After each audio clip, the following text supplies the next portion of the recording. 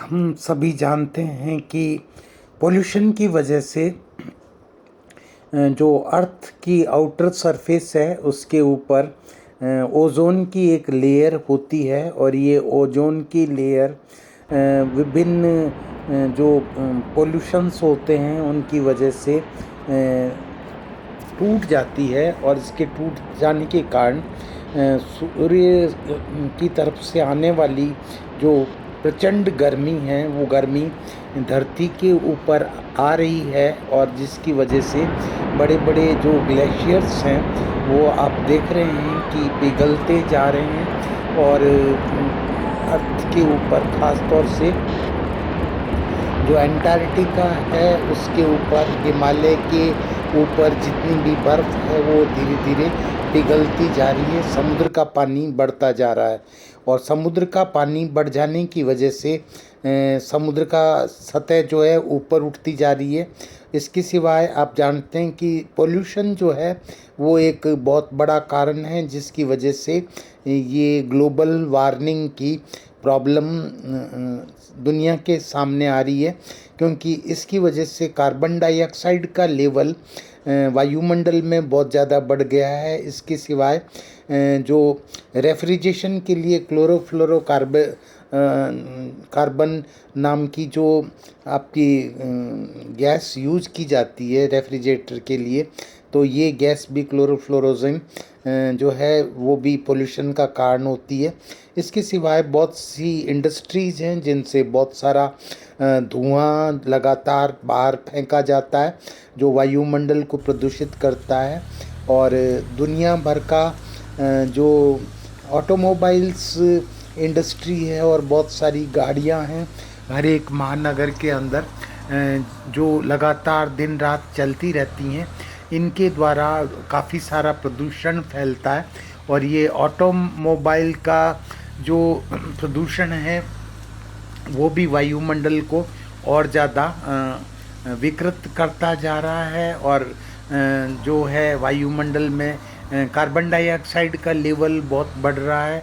इसके सिवाय जो दूसरी गैसें हैं जैसे कि मीथेन है, सल्फ़र डाइऑक्साइड है और आपके सड़े हुए जो प्लांट्स होते हैं, डेड एनिमल्स होते हैं, उनकी वजह से जो गैसेस उत्पन्न हो जाती हैं ये भी ग्लोबल वार्मिंग के लिए जिम्मेवार हैं। और जब ग्लोबल वार्मिंग बढ़ती जा रही है तो इसका असर जो है वो पूरे पृथ्वी के ऊपर पड़ रहा है और समुद्र की सतह बढ़ जाने के कारण बहुत से टापू जहाँ पे पहले लोग रहते थे वो अब समुद्र में डूबते जा रहे हैं। जहाँ पहले खेती बाड़ी होती थी, फसलें होती थी, वहाँ पे अब फसलें नहीं हो पा रही हैं और लगातार चलता हुआ ये जो ट्रैफिक आप देख रहे हैं, ये ट्रैफिक जो है दिन दूनी और रात चौगनी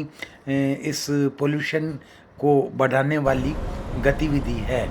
तो चाहिए तो ये कि इन सब को नियंत्रित कर लिया जाए जिससे कि वायुमंडल का प्रदूषण नहीं हो और वायुमंडल का ही सिर्फ प्रदूषण नहीं हो रहा बल्कि अपने इस दुनिया के अंदर नदियाँ जो हैं वो प्रदूषित हो गई हैं, समुद्र प्रदूषित हो रहा है, बहुत ज़्यादा प्लास्टिक का उपयोग किया जा रहा है और ये प्लास्टिक जो है ये भी एक प्लास्टिक का उपयोग एक खतरनाक स्थिति तक पृथ्वी को पहुंचा चुका है और इसकी वजह से बहुत से समुद्री जीव जंतु जो होते हैं उनकी मृत्यु हो रही है। आप देख रहे हैं समुद्र के किनारे बीच पे मरे हुए जो पक्षी होते हैं, समुद्र में डाला गया ये जो कूड़ा कचरा होता है, ये कूड़ा कचरा भी समुद्र का दूषित करने का सबसे बड़ा कारण होता है। और ग्लोबल वार्मिंग की वजह से फसलें जो हैं वो बर्बाद हो रही हैं, ऋतु चक्र बदल गया है। पहले जिस मौसम में बरसात होती थी अब उस मौसम में बरसात नहीं होती। जहाँ पहले बाढ़ नहीं आती थी वहाँ पे अब बाढ़ आने लग गई है। जहाँ पहले अकाल नहीं पड़ते थे अब वहाँ पे अकाल पड़ने लग गए हैं और लोगों का जीवन प्रतिदिन दुश्वार होता जा रहा है। तो ग्लोबल वार्मिंग अपने आप में एक बहुत बड़ी विकट समस्या है जिसको समझने की बहुत ज़रूरत है। और इसके लिए सबसे महत्वपूर्ण उपाय ये है कि जो कार्बन प्रिंटिंग है वो कम होनी चाहिए। और जितना फॉसिल फ्यूल आप जलाते हैं, लकड़ियाँ जलाते हैं, पेट्रोल जलाते हैं, डीजल जलाते हैं, ये सब वायुमंडल को और ज़्यादा प्रदूषित कर रहा है। तो स्वच्छता को बनाए रखना एक बहुत ज़रूरी कार्य है। और जितनी पृथ्वी स्वच्छ रहेगी, जितनी यहाँ पर गंदगी नहीं रहेगी, जितना यहाँ पर पोल्यूशन नहीं रहेगा, उतना ही ये ग्लोबल वार्मिंग भी कम होगी। और जैसा कि आप जानते हैं कि जो ओजोन लेयर है उसका टूटना सबसे बड़ी एक कारण है जिससे कि ग्लोबल वार्मिंग।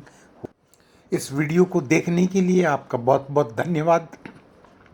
इस वीडियो को आप लाइक करिए, शेयर करिए, सब्सक्राइब करिए और जो बेल आइकॉन है उसको दबाना बिल्कुल मत भूलिएगा। सब्सक्राइब करना ना भूलें। सब्सक्राइब करना बिल्कुल